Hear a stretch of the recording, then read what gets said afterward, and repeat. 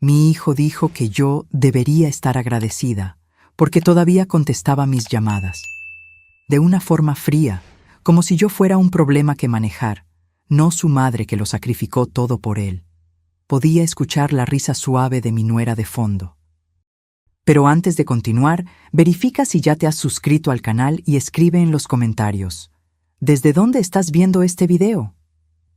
Mamá, deberías agradecer que todavía contestamos tus llamadas, dijo Ricardo, mi hijo único, con ese tono condescendiente que había adoptado conmigo en los últimos años. Me quedé en silencio, agarrando el teléfono con fuerza, mientras escuchaba a Carla, mi nuera, riendo en voz baja de fondo. Una risa que me decía todo lo que necesitaba saber sobre lo que realmente pensaban de mí. ¿Agradecer?, repetí finalmente. ¿Por qué exactamente? Por todo lo que estamos haciendo por ti, respondió él impaciente. Gestionando tus cuentas, pagando tus gastos, organizando tu vida. No tendrías que preocuparte por nada si tan solo nos dejaras encargarnos de todo.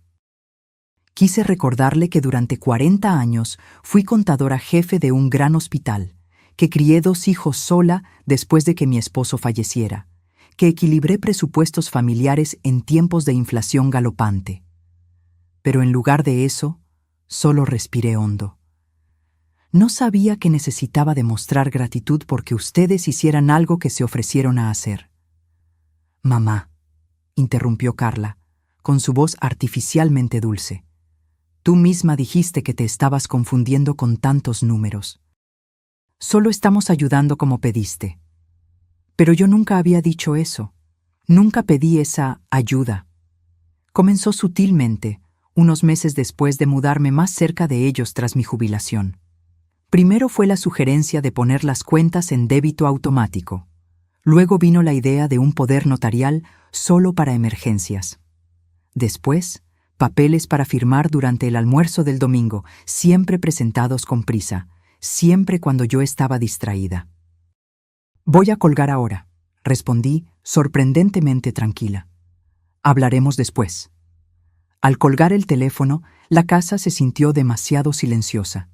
Preparé un té y me senté a la mesa de la cocina, donde tantas veces había ayudado a Ricardo con su tarea. Donde había planeado cumpleaños, calculado presupuestos, escrito tarjetas para mi difunto esposo Carlos. Lo que más me dolía no era su desconfianza sobre mi capacidad, sino la crueldad disfrazada de cuidado. Deberías estar agradecida, como si mi existencia fuera una carga que ellos generosamente soportaban. A la mañana siguiente, llamé al banco. Después de pasar por varias confirmaciones de seguridad, la empleada me informó que mi dirección de correspondencia había sido cambiada hacía 6 meses. Ahora, todos mis extractos eran enviados directamente a la dirección de Ricardo y Carla en Ciudad de México. ¿Y hay alguna transferencia automática configurada en mi cuenta?, pregunté, tratando de controlar el temblor en mi voz. Sí, señora. Hay una transferencia mensual a una cuenta conjunta a nombre de Ricardo y Carla Morales. Comenzó en febrero. La cantidad que ella mencionó era casi la mitad de mi jubilación. Dinero que yo no sabía que estaba siendo retirado, mes tras mes, silenciosamente. ¿Eso fue autorizado por mí?, pregunté, aún sabiendo la respuesta. Sí, señora. Fue aprobado digitalmente a través de su acceso en línea. Recordé entonces una tarde, 3 meses atrás, cuando Ricardo vino a ayudar con la computadora. Él se quedó detrás de mí, orientando dónde hacer clic, qué aprobar. Es solo para actualizar el sistema de seguridad, mamá. Confía en mí. Y yo confié. ¿Cómo no iba a confiar en mi propio hijo? Al colgar, me quedé mirando el jardín por la ventana de la cocina. Las hortensias que planté el año pasado estaban floreciendo, fuertes y vibrantes. Las había cultivado desde cero, cuidadosamente, pacientemente, como había criado a mi hijo, como había construido mi vida. En ese momento, algo cambió dentro de mí. No fue rabia, exactamente. Fue más como despertar de un largo sueño. Vi con claridad cristalina lo que estaba sucediendo. No era protección, era apropiación. No era cuidado, era control. y me di cuenta de que tenía una elección. Podría seguir siendo la madre dócil y agradecida que ellos querían que fuera, desapareciendo lentamente mientras ellos administraban mi vida hasta el final. O podría mostrarles exactamente quién era yo. La mujer que sobrevivió a la pérdida de su esposo a los 43 años, crió 2 hijos sola, trabajó en 2 empleos para pagar la universidad y se convirtió en la primera mujer en alcanzar el cargo de directora financiera en el Hospital de Monterrey. Al día siguiente, me puse mi mejor ropa, un conjunto azul marino que reservaba para ocasiones especiales. Me apliqué lápiz labial y tomé un taxi hasta el centro de la ciudad. Mi destino no era el banco local, donde Ricardo me había amablemente ayudado a configurar todo. Era el Banco Central en Guadalajara, donde había abierto mi primera cuenta 4 décadas atrás. Era hora de recuperar mi vida, un documento a la vez. El gerente del banco, el señor Pérez, era un hombre de unos 50 años, con ojos amables detrás de gafas de montura fina. Escuchó mi historia con atención, sin interrumpir, tomando notas ocasionales. Desafortunadamente, señora Elena, lo que usted está describiendo es mucho más común de lo que nos gustaría, dijo cuando terminé. Se llama abuso financiero a personas mayores, y hemos visto un aumento significativo en los últimos años. Abuso. La palabra me golpeó como una bofetada. Era fea, dura, definitiva. Pero era precisa. ¿Qué puedo hacer?, pregunté, manteniendo la voz firme. Podemos comenzar bloqueando las transferencias automáticas y revocando el acceso digital que su hijo tiene a su cuenta. Vamos a emitir nuevas tarjetas y contraseñas y cambiar la dirección de correspondencia de vuelta a la suya. Él dudó, ajustándose las gafas. Debo advertirle que su hijo probablemente será notificado de estos cambios por el sistema. Deje que sea notificado, respondí, sintiendo una determinación que no experimentaba hacía años. No tengo nada que esconder. Mientras el señor Pérez trabajaba en la computadora, implementando los cambios que yo había solicitado, me quedé pensando en cómo había llegado a este punto. Cómo mi hijo, ese pequeño niño que yo había acunado en mis brazos, se transformó en alguien capaz de tratarme así. Fue gradual, me di cuenta. Comenzó poco después de mudarme más cerca de ellos, 3 años atrás. Pequeños comentarios sobre cómo yo estaba confundida con fechas. Preocupaciones exageradas cuando olvidaba algo trivial. Pequeñas ofertas de ayuda que, mirando hacia atrás, eran los primeros pasos para asumir el control. «Listo, señora Elena». «Todo hecho», dijo el señor Pérez, devolviéndome a la realidad. La contraseña de su nueva tarjeta llegará en una correspondencia separada. También bloqueamos cualquier intento de acceder a su cuenta sin su presencia física e identificación aquí en la sucursal. Él me entregó una tarjeta. Esta es la doctora Catalina Salas, abogada especializada en derechos de las personas mayores. Le sugiero encarecidamente que la consulte. Ella puede ayudar con otras medidas de protección que van más allá de lo que podemos hacer aquí en el banco. Agradecí y guardé la tarjeta en el bolso. De camino a casa, sentí una extraña mezcla de alivio y tristeza. Alivio por haber dado los primeros pasos para recuperar mi autonomía. Tristeza porque esos pasos eran necesarios. El teléfono ya estaba sonando cuando entré en casa. El nombre de Ricardo parpadeaba en la pantalla. Dejé que sonara. Sonó de nuevo 10 minutos después. Y otra vez. A la 6ª llamada, finalmente contesté. «Mamá, ¿qué diablos hiciste?». Su voz temblaba de rabia. «Acabo de recibir notificaciones del banco diciendo que mi acceso a tu cuenta fue revocado y las transferencias canceladas». «Sí», respondí tranquilamente. «Hice algunos cambios hoy». «¿Cambios? No puedes simplemente hacer eso. Teníamos un acuerdo». «¿Qué acuerdo, Ricardo? ¿Ese en el que transferías mi dinero a tu cuenta sin decírmelo? ¿O ese en el que cambiaste mi dirección de correspondencia para que yo nunca viera mis propios extractos bancarios?» Silencio del otro lado. Entonces, su voz cambió, adoptando ese tono conciliador que yo estaba empezando a odiar. «Mamá, Estás confundida. Hablamos de esto, ¿recuerdas? Estuviste de acuerdo en que sería más simple si gestionáramos todo por ti. Nunca estuve de acuerdo con eso, respondí firmemente.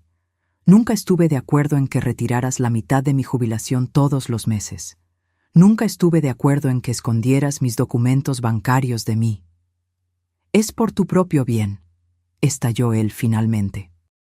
¿Crees que puedes encargarte de todo sola a tu edad? Ni siquiera te diste cuenta de lo que estábamos haciendo durante 6 meses. Su honestidad brutal fue casi refrescante. Finalmente, la verdadera cara detrás de la máscara de preocupación. No me di cuenta porque confié en ti, respondí. Ese fue mi error. No voy a repetirlo. ¿Qué significa eso?, preguntó él, la voz repentinamente cautelosa. Significa que estoy retomando el control de mis finanzas. Y si descubro más cosas que hiciste sin mi conocimiento o consentimiento, tomaré las medidas necesarias. ¿Medidas? ¿Me estás amenazando, mamá? Te estoy informando de mi decisión, Ricardo, como adulta a adulto. Él se rió, un sonido frío e incrédulo. Claro, vamos a ver cuánto dura esto antes de que estés suplicando nuestra ayuda de nuevo. Después de colgar, mis manos temblaban tanto que apenas pude preparar un té. No por miedo, sino por una furia contenida que no sentía hacía décadas. La última vez había sido cuando el director de la escuela de Ricardo sugirió que, como madre soltera, tal vez yo no tenía la estructura para criar a un niño adecuadamente. En esa ocasión, yo había defendido mi derecho a ser madre. Ahora estaba defendiendo mi derecho a ser persona. Al día siguiente, llamé a la doctora Catalina Salas y agendé una consulta. Mientras esperaba la fecha, comencé a investigar sistemáticamente qué más habían hecho Ricardo y Carla sin mi conocimiento. Revisé cajones, carpetas, documentos antiguos. Lo que encontré me dejó helada. La escritura de mi casa en Puebla, que Carlos y yo habíamos comprado hacía 30 años con tanto sacrificio, ahora incluía el nombre de Ricardo como propietario conjunto. Mi póliza de seguro de vida, que originalmente tenía a mis 2 hijos como beneficiarios iguales, ahora listaba solo a Ricardo y Carla. Incluso mi plan funerario había sido alterado, de un funeral tradicional como yo quería a una cremación rápida y barata. Era como si no solo me estuvieran robando en vida, sino también borrando mis deseos para después de la muerte. Mientras organizaba esos documentos en una carpeta, el teléfono sonó. Era mi hija Luisa, que vivía en otro estado. «Mamá, ¿qué está pasando? Ricardo acaba de llamarme diciendo que estás actuando de forma extraña, haciendo acusaciones». Respiré hondo. Era hora de traer más luz a esta situación. «Luisa, tu hermano ha estado transfiriendo mi dinero a su cuenta sin mi conocimiento. Alteró documentos de mi casa y seguros sin consultarme. Cuando descubrí y lo confronté, dijo que yo debería estar agradecida porque todavía contestaba mis llamadas». Silencio del otro lado de la línea. Entonces su voz vino baja y preocupada. «Dios mío, mamá, ¿estás segura?» «Absoluta. Tengo extractos bancarios, registros de transferencia, todo documentado». «Él dijo que estás confundida, que estás imaginando cosas». Claro que dijo eso, pensé. Así es como empieza. Poner en duda la cordura de la persona. Hacer que todos cuestionen su percepción de la realidad. «Luisa, trabajé con números toda mi vida. Puedo ser mayor, pero sé reconocer cuando alguien está desviando mi dinero».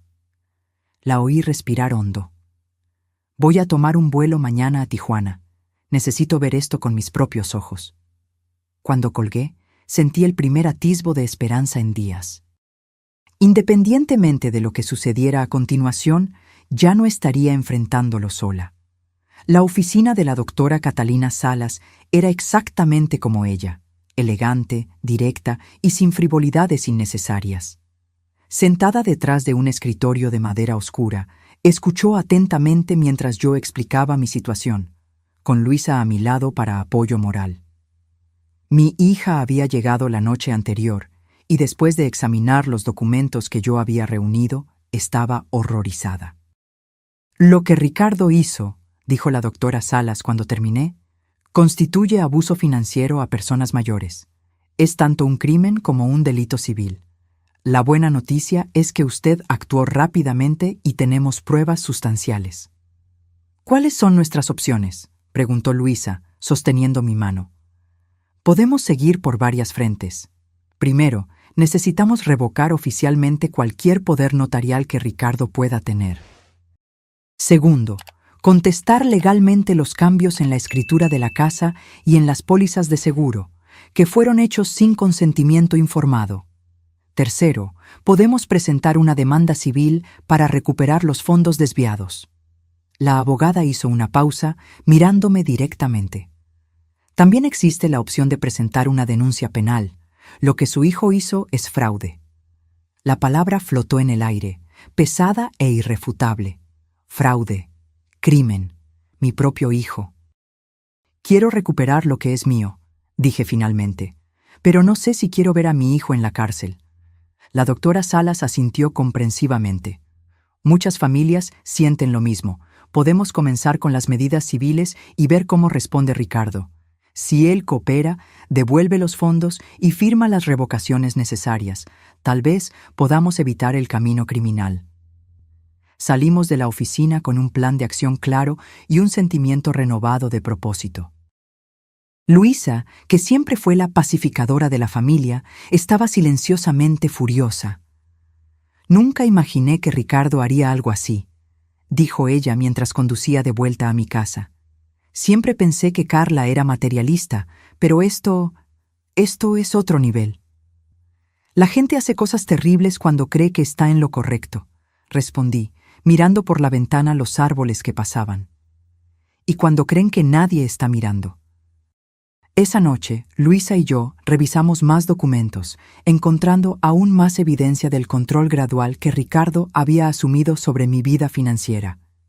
Tarjetas de crédito abiertas a mi nombre, cuentas de servicios transferidas a su dirección, incluso una consulta inicial con un corredor de bienes raíces sobre la venta de mi casa, todo sin mi conocimiento. Era como si no solo me estuvieran robando en vida, sino también borrando mis deseos para después de la muerte. Mientras organizaba esos documentos en una carpeta, el teléfono sonó. Era mi hija Luisa, que vivía en otro estado. «Mamá, ¿qué está pasando? Ricardo acaba de llamarme diciendo que estás actuando de forma extraña, haciendo acusaciones». Respiré hondo. Era hora de traer más luz a esta situación. «Luisa, tu hermano ha estado transfiriendo mi dinero a su cuenta sin mi conocimiento. Alteró documentos de mi casa y seguros sin consultarme. Cuando descubrí y lo confronté, dijo que yo debería estar agradecida porque todavía contestaba mis llamadas». Silencio del otro lado de la línea. Entonces su voz vino baja y preocupada. «Dios mío, mamá, ¿estás segura?» «Absoluta. Tengo extractos bancarios, registros de transferencia, todo documentado». «Él dijo que estás confundida, que estás imaginando cosas». «Claro que dijo eso», pensé. Así es como empieza. Poner en duda la cordura de la persona. Hacer que todos cuestionen su percepción de la realidad. «Luisa, trabajé con números toda mi vida. Puedo ser mayor, pero sé reconocer cuando alguien está desviando mi dinero». La oí respirar hondo. «Voy a tomar un vuelo mañana. Necesito ver esto con mis propios ojos». Cuando colgué, sentí el primer atisbo de esperanza en días. Independientemente de lo que sucediera a continuación, ya no estaría enfrentándolo sola. El timbre sonó a las 9 de la mañana siguiente. Ricardo estaba en la puerta, con Carla justo detrás. Sus rostros mostraban una mezcla de rabia y falsa preocupación cuando vieron a Luisa abrir. «¿Qué estás haciendo aquí?», preguntó él bruscamente. «Visitando a nuestra madre», respondió Luisa fríamente. «Algo que deberías intentar hacer sin llevarle papeleo para que firme». Su rostro se puso rojo. «¿De qué estás hablando? ¿Quién te llenó la cabeza con esas tonterías?» «Los extractos bancarios no son tonterías, Ricardo», respondí, apareciendo detrás de Luisa. «Ni las escrituras adulteradas o las pólizas de seguro alteradas».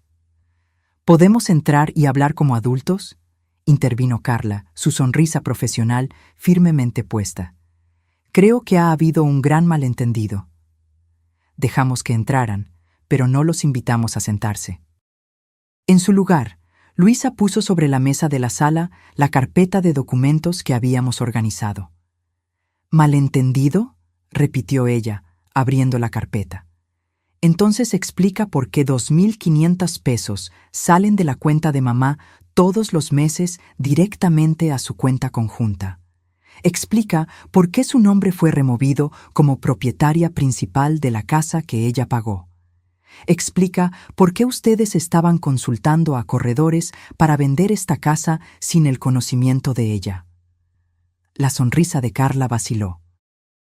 Ricardo se pasó la mano por el cabello, un gesto que hacía desde niño cuando era atrapado en una mentira. Estábamos organizando todo para el futuro, dijo, la voz más baja ahora. Mamá está envejeciendo, necesita supervisión. Los arreglos financieros fueron solo para asegurar que todo estuviera en orden. ¿Qué orden?, pregunté, manteniendo la voz tranquila. ¿La orden donde ustedes controlan todo y yo no tengo acceso a mis propias cuentas? ¿La orden donde ustedes pueden decidir vender mi casa a mis espaldas? No íbamos a vender sin decírtelo, exclamó Carla. Solo estábamos explorando opciones para cuando necesites cuidados más intensivos. ¿Y cuándo sería eso?, preguntó Luisa. ¿Cuando ustedes decidieran que era hora? ¿Cuando la casa valiera más? ¿Cuando necesitaran el dinero para algo?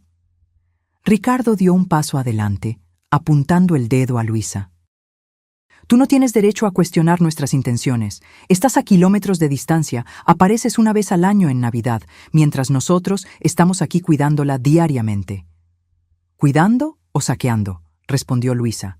¡Basta! Mi voz cortó la discusión. Todos se giraron para mirarme, sorprendidos por el volumen y la fuerza. No soy una niña para que ustedes peleen sobre cómo cuidarme. Soy una adulta con todos mis derechos y facultades mentales. Y les estoy informando a ustedes dos, dije, mirando directamente a Ricardo y Carla, que contraté una abogada. Quiero todo mi dinero de vuelta. Quiero mi nombre restaurado como única propietaria de la casa. Quiero todas las procuraciones y autorizaciones revocadas. Ricardo palideció. ¿Contrataste una abogada? ¿Contra tu propio hijo? Contra personas que abusaron de mi confianza, corregí. El hecho de que uno de ellos sea mi hijo solo lo hace más doloroso, no menos incorrecto. Carla soltó una risa corta e incrédula. Esto es ridículo. Solo estábamos tratando de ayudar.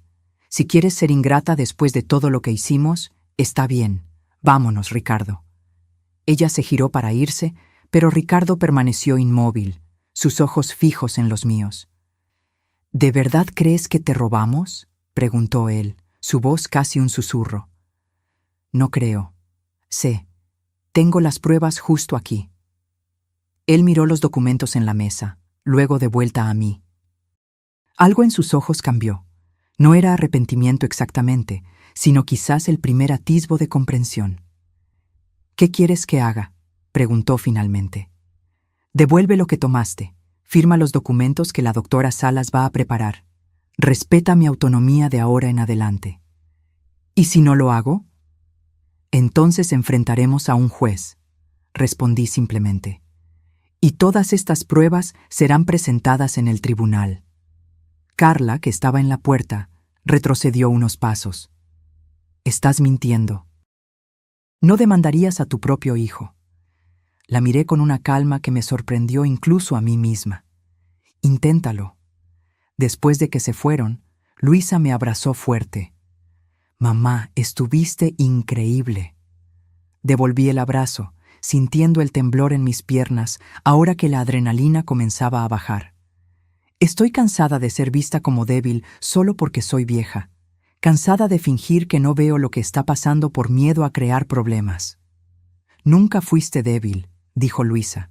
Solo fuiste demasiado amable. Hay una diferencia. Esa noche, mientras Luisa dormía en su antigua habitación, me quedé en el balcón mirando las estrellas. Pensé en Carlos y en lo que él diría sobre todo esto. Él siempre tuvo una relación complicada con Ricardo. Lo amaba profundamente, pero frecuentemente se frustraba con su egoísmo. «Tienes que ser más dura con él», solía decir Carlos. «O un día va a creer que el mundo le debe todo». Parece que ese día había llegado.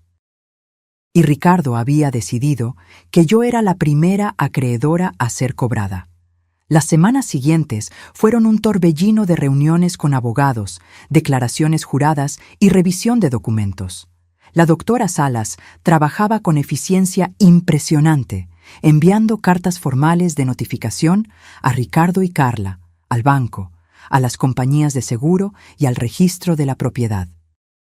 Lo importante ahora es establecer un registro claro de sus objeciones a todo lo que se hizo sin su consentimiento informado, explicó ella. Esto fortalece nuestro caso independientemente de si vamos a un acuerdo o al tribunal.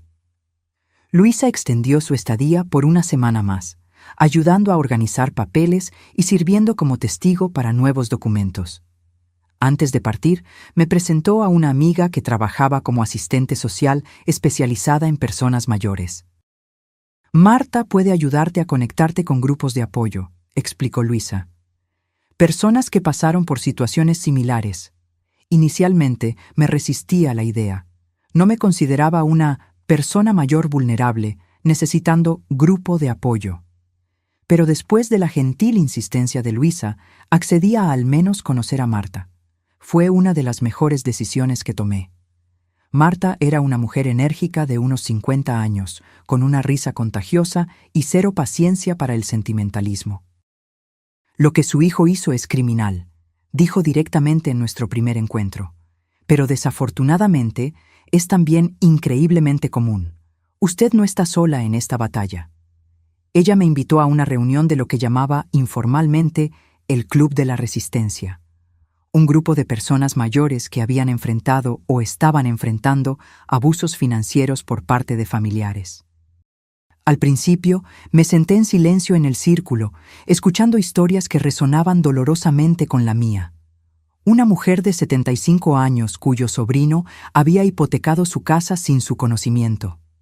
Un hombre de 83 años cuyo hijo había vaciado sus ahorros de jubilación. Una viuda de 70 años cuya hija había vendido sus joyas de familia mientras ella estaba en el hospital. «Lo peor no es el dinero», dijo Vera, una elegante señora de 81 años que se convertiría en una de mis amigas más cercanas. «Es la traición. Es escuchar, deberías estar agradecida cuando cuestionamos. Es ser tratadas como niñas incompetentes por personas que nosotras criamos». Asentí, sintiendo lágrimas en los ojos por primera vez desde que todo comenzó. Hasta ese momento había estado tan enfocada en la acción, en respuestas prácticas, que no había realmente procesado el dolor emocional de la situación. «Mi hijo dijo que yo debería agradecer que él todavía contesta mis llamadas», compartí, la voz temblorosa. Como si fuera un favor extraordinario, no una decencia humana básica. Vera puso su mano sobre la mía. «¿Y qué respondiste?» «En el momento, nada. Me quedé en shock, pero ahora estoy respondiendo con acciones». Una pequeña sonrisa apareció en su rostro. «Bien, la mejor respuesta para «deberías estar agradecida» es mostrar exactamente de lo que eres capaz». El grupo se convirtió en mi refugio en los meses que siguieron. Allí, no había necesidad de explicar o justificar mi dolor. Todos entendían. Todos habían experimentado esa mezcla tóxica de infantilización y explotación que parecía reservada especialmente para las personas mayores. Más importante, el grupo me ayudó a ver que lo que estaba sucediendo no era mi culpa. No era resultado de algún fallo mío como madre. Era parte de un patrón más amplio. Una dinámica social que permitía y a veces hasta alentaba el abuso de personas mayores. Una tarde, mientras salía de una reunión del grupo, encontré a Ricardo esperando en el estacionamiento, recostado en su carro. Mi corazón se aceleró, pero mantuve la postura erguida y seguí caminando. «Mamá», me llamó. «¿Podemos hablar?» Me detuve a unos metros de él. «¿Sobre qué?» «Sobre todo esto». Él gesticuló vagamente. Este proceso, estas acusaciones... No son acusaciones, Ricardo, son hechos documentados. Él suspiró profundamente. Mira, tal vez yo haya exagerado en el intento de ayudar, pero no era mi intención lastimarte. La intención no cambia el resultado, respondí, y el resultado fue que abusaste de mi confianza e intentaste tomar control de mi vida sin mi consentimiento. ¿Así es como lo ves? Su voz subió un poco. Después de todo lo que hice por ti en los últimos años, las visitas, las compras, arreglar cosas en la casa, cosas que hiciste voluntariamente, como hijo, no como un pago que te diera el derecho de controlar mi vida.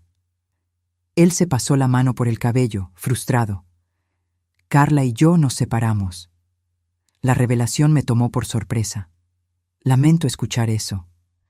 Es tu culpa, ¿sabías? Continuó él, la amargura evidente en su voz.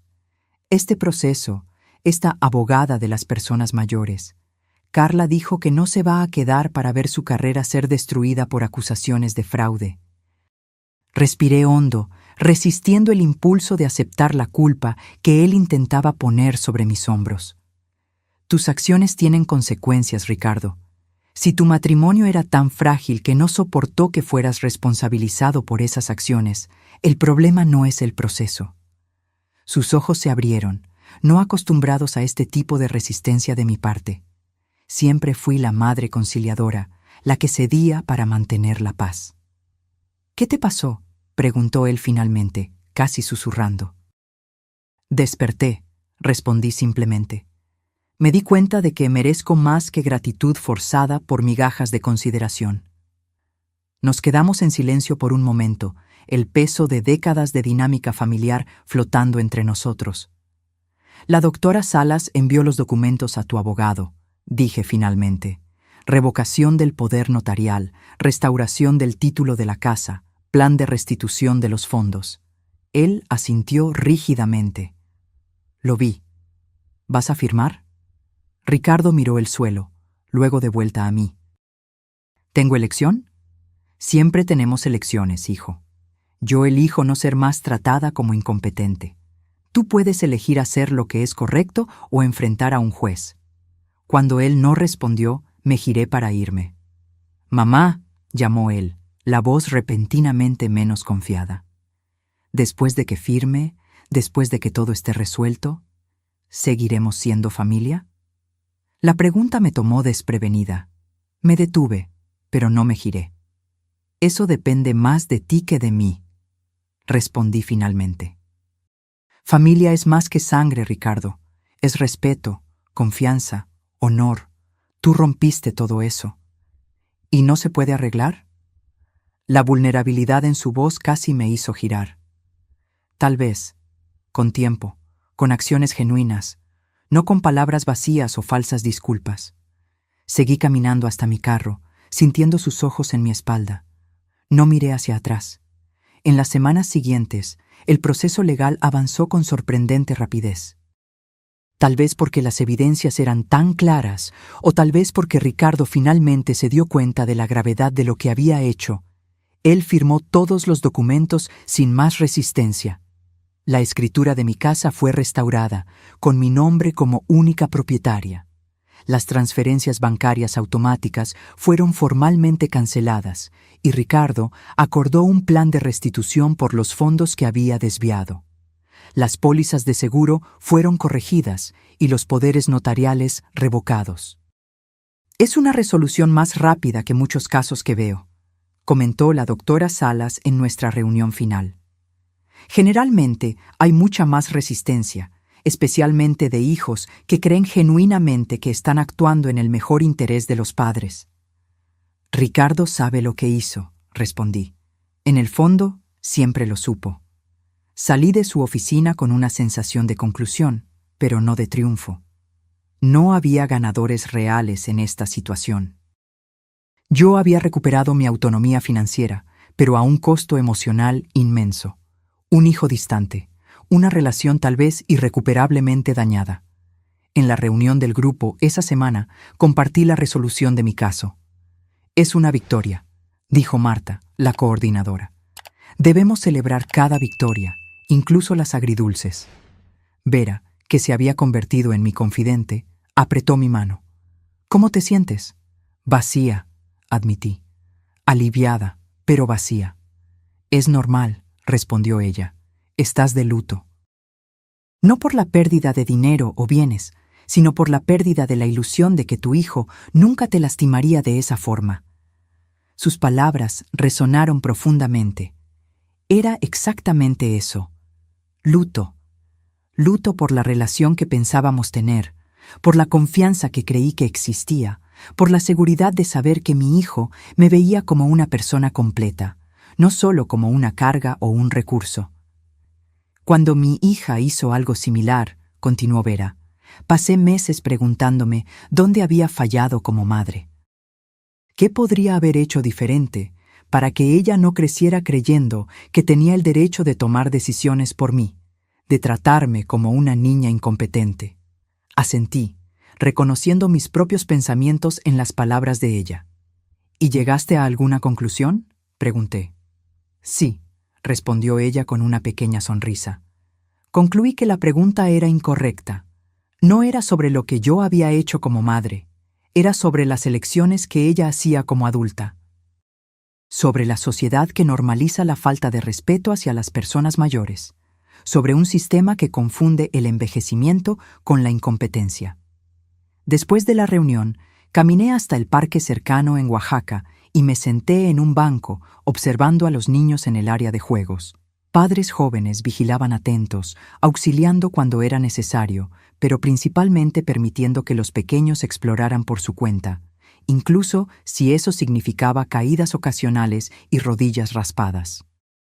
Así era como yo había intentado criar a Ricardo y Luisa, dando apoyo, pero permitiendo la independencia. Ayudando, pero no controlando. ¿Dónde había salido mal con Ricardo? Mi teléfono sonó, interrumpiendo mis pensamientos. Era Luisa. ¿Cómo estás, mamá? Su voz sonaba preocupada, incluso a kilómetros de distancia. Estoy bien, querida. Los documentos fueron todos firmados. Legalmente, todo está resuelto. ¿Y emocionalmente? Dudé. Complicado. Tengo días buenos y días difíciles. Hiciste lo correcto, me tranquilizó ella. Lo que Ricardo hizo, ni siquiera puedo imaginar cómo pensó que era aceptable. Pensó que yo no me daría cuenta, respondí. O peor, pensó que yo debería estar agradecida por su ayuda, incluso cuando esa ayuda era explotación. Nos quedamos en silencio por un momento, la gravedad de la situación flotando entre nosotras. Ricardo me llamó ayer, dijo Luisa finalmente. Mi corazón se aceleró. ¿Qué quería? Hablar sobre ti, en realidad, parecía diferente, menos a la defensiva. Dijo que está comenzando terapia. ¿Terapia?, repetí, sorprendida. Sí, aparentemente el divorcio y todo este proceso legal lo forzaron a enfrentar algunas cosas sobre sí mismo. Mencionó que el terapeuta sugirió que él podría tener problemas no resueltos con el dinero y el control. Cerré los ojos por un momento, absorbiendo esta información. Ricardo, en terapia, confrontando sus demonios internos. Era más de lo que esperaba, honestamente. Preguntó si yo creía que aceptarías hablar con él en algún momento, continuó Luisa. No ahora, pero tal vez en el futuro, cuando las cosas duelan menos. ¿Qué dijiste? Dije que eso dependía enteramente de ti, que tenías todo el derecho de establecer límites después de lo que sucedió. Sonreí ligeramente, agradecida por la firmeza de mi hija. Gracias por respetar eso. Siempre, mamá, te mereces respeto, no gratitud forzada, sino respeto genuino. Después de colgar, continué sentada en el banco, observando las nubes pasar. La idea de Ricardo en terapia, reconociendo sus problemas, era un pequeño rayo de esperanza en un cielo antes completamente nublado. No significaba que todo estaba perdonado u olvidado. No significaba que la confianza pudiera ser restaurada instantáneamente, pero era un comienzo. un primer paso vacilante en un largo camino. En los meses que siguieron, me concentré en la reconstrucción de mi vida. No solo financieramente, sino social y emocionalmente. Continué asistiendo al grupo de apoyo, donde encontré no solo comprensión, sino verdaderas amistades. Comencé a tomar clases de acuarela en la comunidad local en Veracruz, algo que siempre quise intentar, pero nunca encontré tiempo durante mis años de trabajo. Me uní a un club de lectura en la biblioteca. Fui voluntaria una vez por semana en un programa de alfabetización para niños, donde mi experiencia era valorada, no desestimada. Lentamente, reconstruí un sentido de propósito e identidad separado de ser solo, madre o viuda. Me convertí de nuevo en Elena, completa, capaz, viva. Una tarde, 3 meses después de la resolución legal, el timbre sonó. Abrí la puerta y encontré a Ricardo parado allí, sosteniendo un pequeño jarrón de violetas, mis flores favoritas. ¿Puedo pasar?, preguntó él, sin el tono defensivo que había caracterizado nuestras interacciones recientes. Dudé por un momento, luego abrí más la puerta. Para un café rápido. Mientras preparaba el café en la cocina, lo observé mirar alrededor de la sala, notando los cambios que yo había hecho. Las nuevas acuarelas en las paredes, el rincón de lectura que había creado junto a la ventana, la ausencia de las fotos de familia que antes dominaban el espacio. «Tu casa está diferente», comentó él cuando regresé con 2 tazas. «Yo estoy diferente», respondí, sentándome en la silla opuesta al sofá donde él estaba. Él asintió, aceptando la taza que ofrecí. «Luisa me contó que estás pintando ahora». «Acuarela. Todavía no soy muy buena, pero estoy disfrutando el proceso». Nos quedamos en un silencio incómodo por unos momentos, ambos conscientes del abismo entre nosotros. «Estoy en terapia», dijo él finalmente, 2 veces por semana. Luisa lo mencionó. «¿Cómo te va?» Él miró su taza. «Difícil, revelador. Estoy descubriendo patrones, cosas sobre mí mismo que no quería ver». Esperé, dándole espacio para continuar. «El terapeuta cree que tengo problemas con el dinero y el control, que los uso como sustitutos de una conexión emocional genuina». Él hizo una pausa, tragando con dificultad. «Aparentemente, es común en personas que crecieron con inseguridad financiera». Pensé en los años difíciles después de la muerte de Carlos, en las cuentas que se acumulaban, en las horas extras que trabajé, en la forma en que siempre me aseguraba de que Ricardo y Luisa nunca supieran cuán precaria era a veces nuestra situación. «Nunca quise que ustedes se preocuparan por el dinero cuando eran niños», dije en voz baja. «Lo sé, siempre nos protegiste, siempre pusiste nuestras necesidades primero». Él me miró directamente. «Pero tal vez absorbí más de lo que pensabas, la ansiedad, el miedo. Y en lugar de enfrentarlos de forma saludable, los transformé en una necesidad de controlar todo a mi alrededor. Incluyendo a tu madre mayor», añadí, sin acusación en la voz, solo constatación. Él asintió, la vergüenza evidente en su rostro. «Incluyéndote a ti. La ironía es que siempre me dije que te estaba protegiendo, cuidando de ti.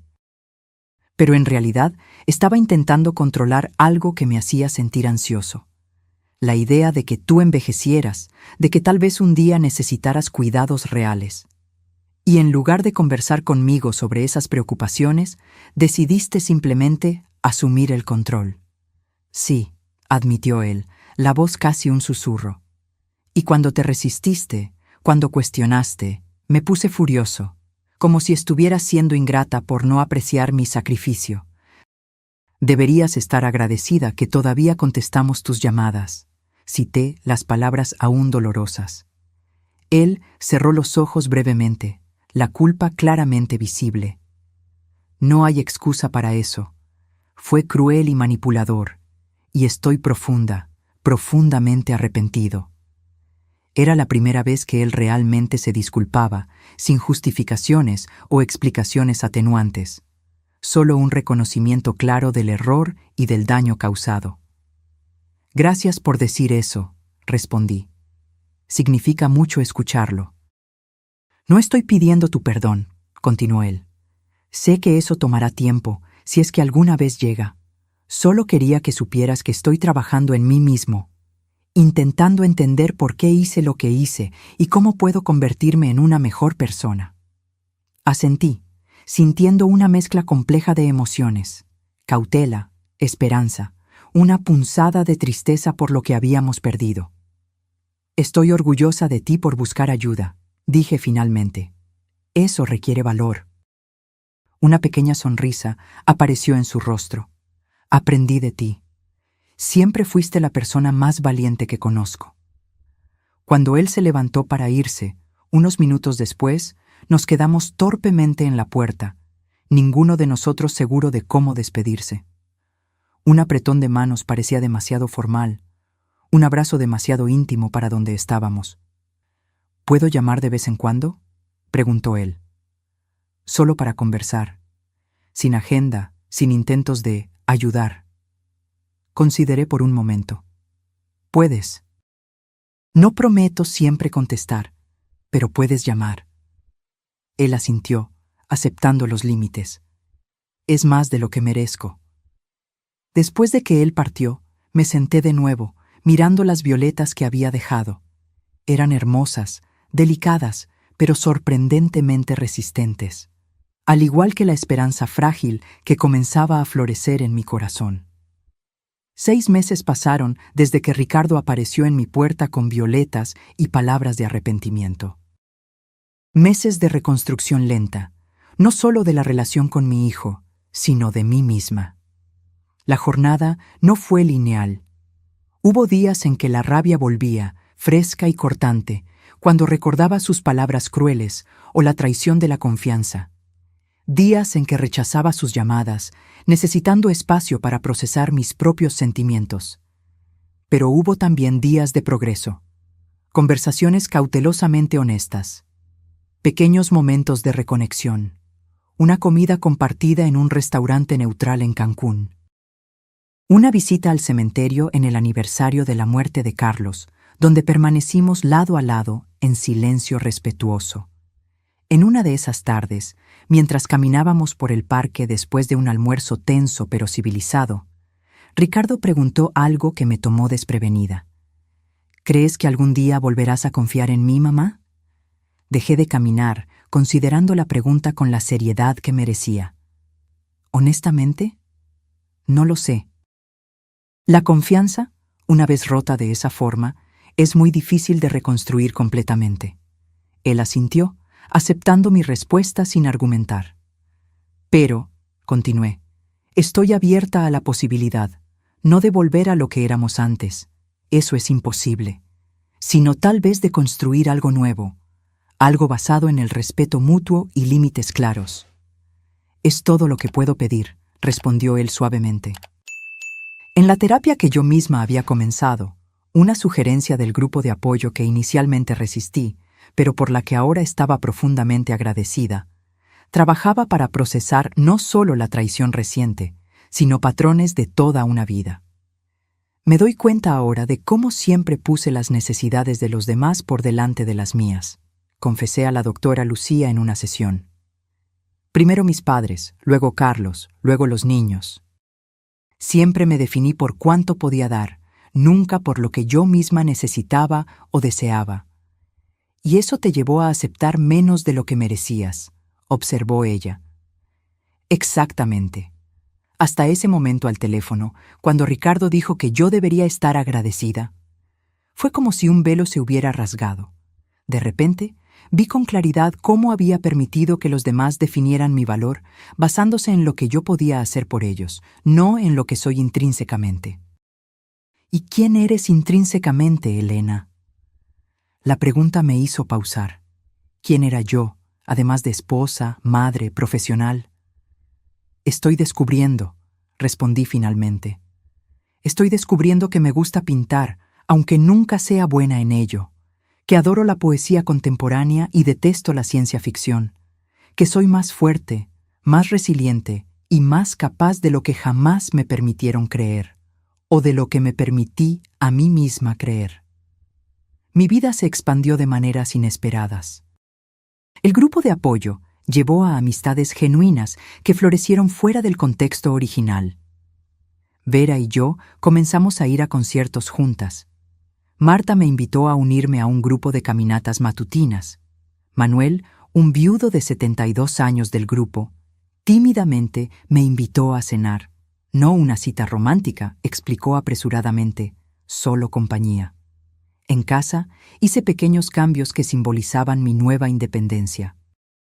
Pinté una pared de la sala de azul turquesa brillante, un color que Carlos siempre consideró demasiado llamativo. Reorganicé muebles para crear un espacio de pintura junto a la ventana con la mejor luz. Planté un jardín de hierbas en el balcón, algo práctico, pero también solo para mí.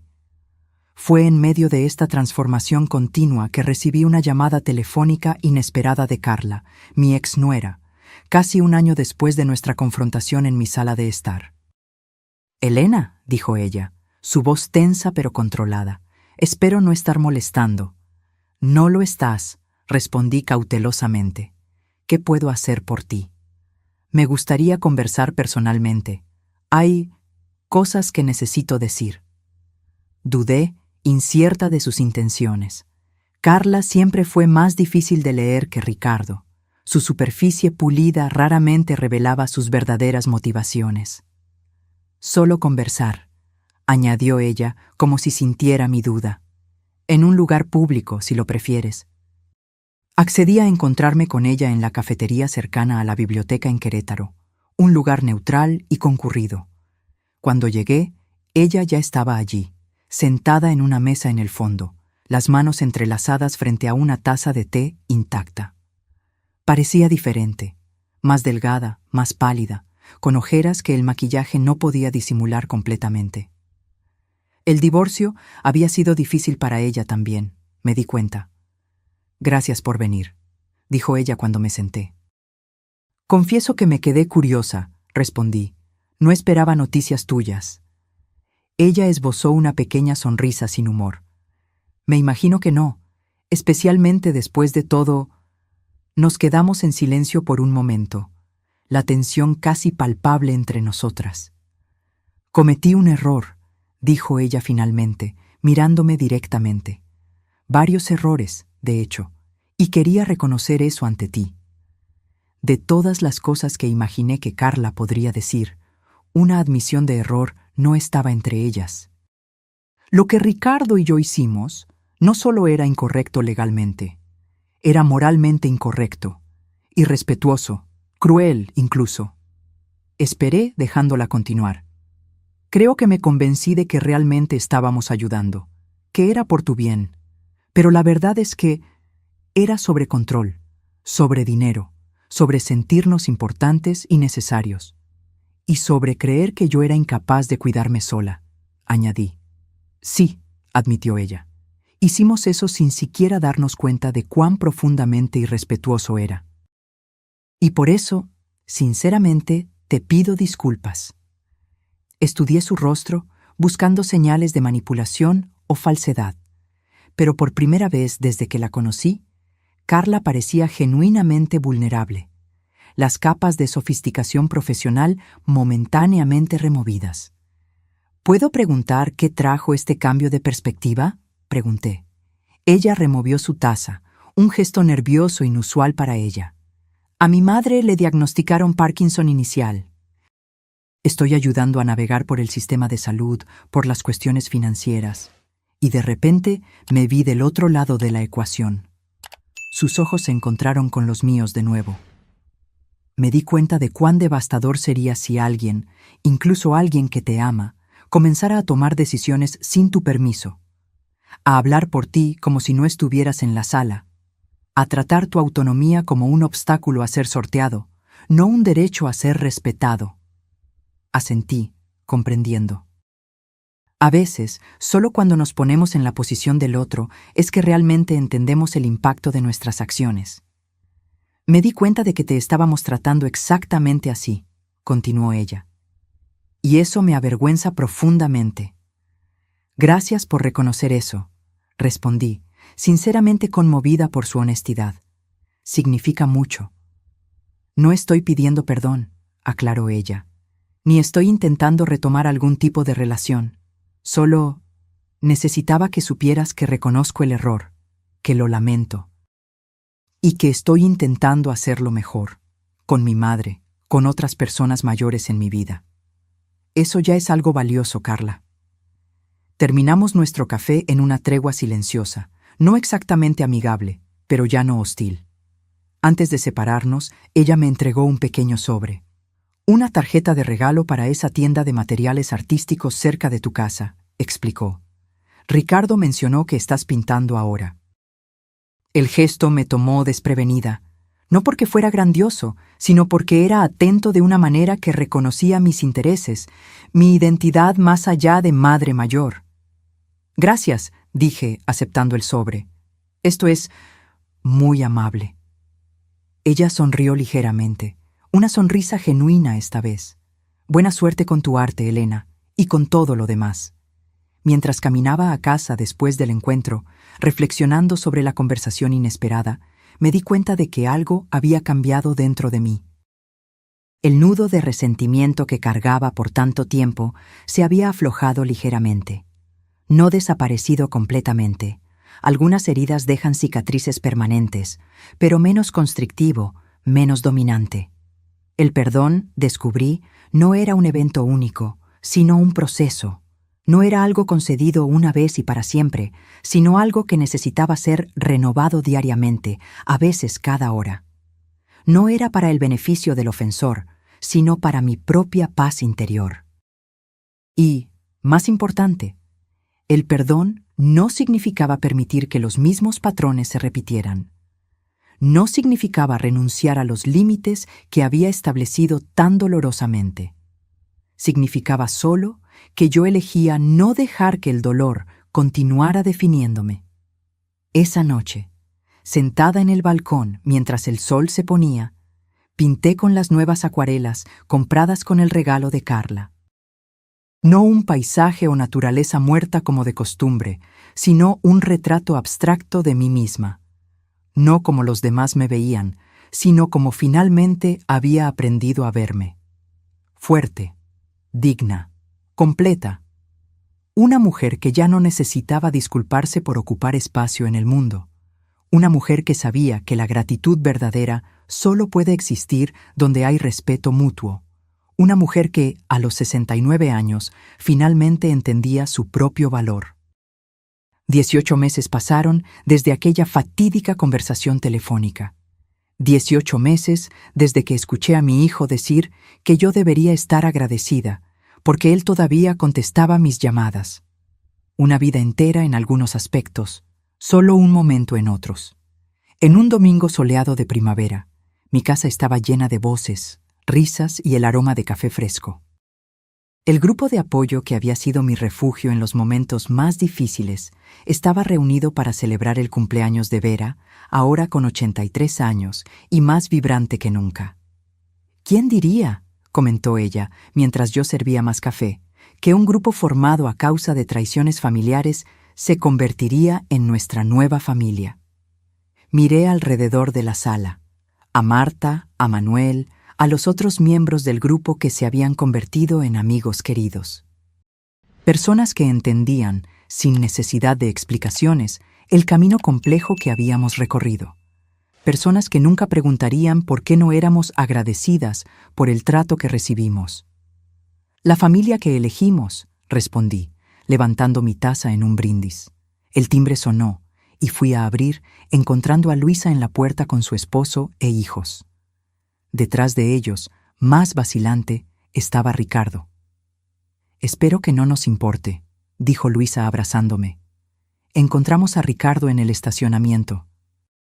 Él dijo que también lo habías invitado para el almuerzo». «Invité», confirmé, abriendo la puerta más ampliamente. «Pasen todos». Los últimos meses habían traído cambios graduales en mi relación con Ricardo. No una reconciliación completa. Algunas heridas eran demasiado profundas para sanar completamente, sino una reconstrucción cuidadosa, ladrillo por ladrillo. Su terapia continuaba, la mía también. A veces, hacíamos sesiones conjuntas, desenmarañando décadas de dinámicas familiares complicadas bajo la orientación paciente de un terapeuta. Cuando entré en la sala, presentando mi familia biológica a mi Club de la Resistencia, como Marta jocosamente llamaba a nuestro grupo, sentí una extraña sensación de completitud. No porque todo estaba perfecto, lejos de eso, sino porque cada persona en esa sala representaba una parte importante de mi jornada. Vera, que me enseñó que la resistencia no era solo sobrevivir, sino prosperar. Marta, que me mostró que nunca es tarde para descubrir nuevos aspectos de sí misma. Manuel, cuya amistad había florecido en una relación que ninguno de nosotros esperaba en nuestros años dorados. Luisa, cuya lealtad inquebrantable había sido mi cimiento en los momentos más difíciles. Sus hijos, mis nietos, que me recordaban que la vida continúa, renovándose constantemente. Y Ricardo, mi hijo que había hecho cosas terribles por razones complicadas. Mi hijo que estaba luchando por ser mejor, por entender sus propios demonios. Mi hijo que había aprendido, dolorosamente, que el amor sin respeto no es amor de verdad. Mientras todos conversaban, mezclándose con curiosidad inicial y luego con creciente animación, Ricardo se acercó a mí en la cocina, donde yo preparaba más aperitivos.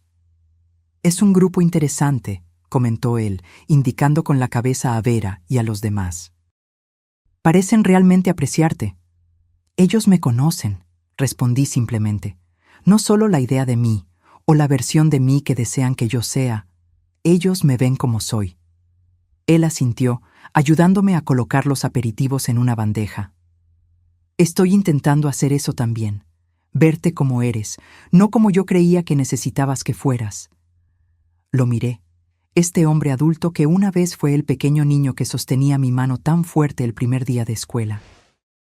Este hombre que me había lastimado tan profundamente y que ahora estaba intentando, día tras día, reparar el daño que había causado. «Sé que lo estás haciendo», reconocí, «y aprecio el esfuerzo». «No es esfuerzo», dijo él sorprendiéndome. «Es crecimiento, doloroso a veces».